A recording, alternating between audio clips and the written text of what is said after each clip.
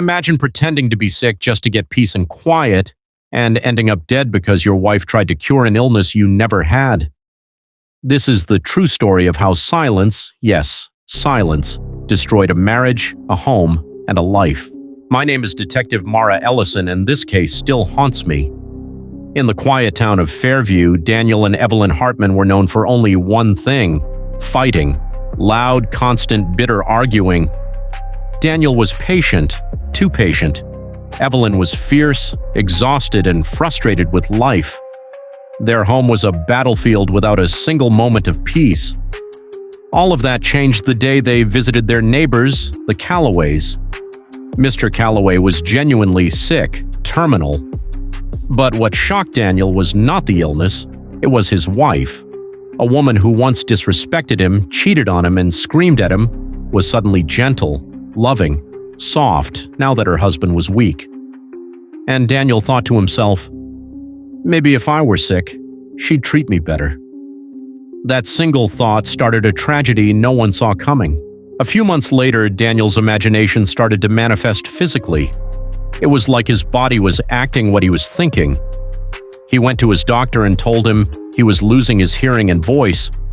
The doctor examined him and said nothing was medically wrong with him, but he insisted. He showed symptoms, tremors, and looked confused. Even the doctor was surprised.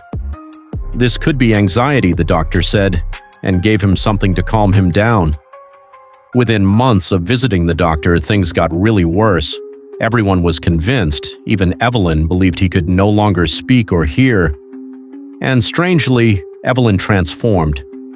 The yelling stopped, no more arguments. She cooked his meals, helped him walk, sat beside him for hours. Daniel finally had the peace he had always wanted, but deep down in him he was afraid. One day he sent her a text message. The message read, "If anything happens to me, I want you taken care of." The message read. Soon after, he opened a life insurance policy and made her the sole beneficiary.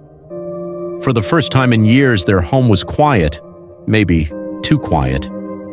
Then Evelyn saw a drug advert from China. It was all she wanted. She felt life was leaving her husband, and the silence in their home overwhelming. Trying to help her dying husband, Evelyn contacted an old friend to help get the rare herbal mixture meant to reverse neurological decline.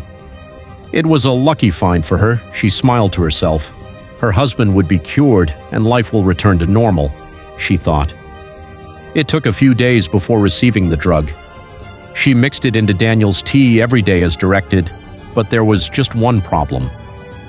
The herb is safe. Only if the patient actually has the illness. She stared at the side effects. Her husband was deaf and dumb. Everyone knew it. But Daniel didn't know about the mix. Evelyn didn't tell him. Why would she tell him? She knew he was happy because of the illness. The cure would be a surprise.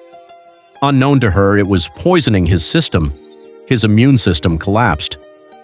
Daniel continued visiting the doctor, writing desperately that things were getting worse, though every test came back normal. Slowly, his hearing faded for real. His voice disappeared completely. The doctor was baffled, unsure of what was happening. Daniel was terrified, and Evelyn kept giving him the herb, believing she was helping. 2 years after the strange illness began, Daniel died quietly in his sleep. Evelyn called 911 in a panic. Paramedics arrived within minutes, but he was gone. She was lost and afraid. Everyone assumed it was fate as a result of the illness. But when the toxicology report came back, it revealed something strange. Daniel had been poisoned, slowly and steadily, for 2 years, and Evelyn was the only one who prepared his meals. When confronted, she swore she was innocent. She swore she had only been trying to cure him. But the investigation was just beginning. Then Daniel's journals were found. It was delivered to the detective by someone. In the journal, he wrote that he lied about his illness. He also wrote that Evelyn was changing for good. Now he was sick, but he feared she was poisoning him. He wrote she was giving him a strange herb mixture. He had stumbled into it once. He believed it was hurting him, but he was too scared to speak about it. And one chilling line, "If she discovers I lied about being sick, she might kill me." The doctor came forward with something even darker. He said, Daniel once wrote a message during an appointment. She knows, he said, and then immediately erased it. The herbal mixture was altered. A second ingredient, a deadly toxin, had been added after it arrived. But by who? Only 2 people had access to it, Daniel and Evelyn. The will changed everything. Daniel left all his belongings to Evelyn, but left his journals, his evidence, to his estranged sister, a woman Evelyn hated. Why would a dying man do that, unless he suspected something or planned something? The investigation was quick, so also was the court process. After months of investigation, the court gave a shocking judgment. Evelyn Hartman was guilty, not of murder, but negligent homicide. Her negligence killed her husband. Her unlabeled herb poisoned him. Her temper drove him into faking an illness, which ultimately triggered his real death. She was sentenced to 25 years in prison. Fairview never recovered from the scandal.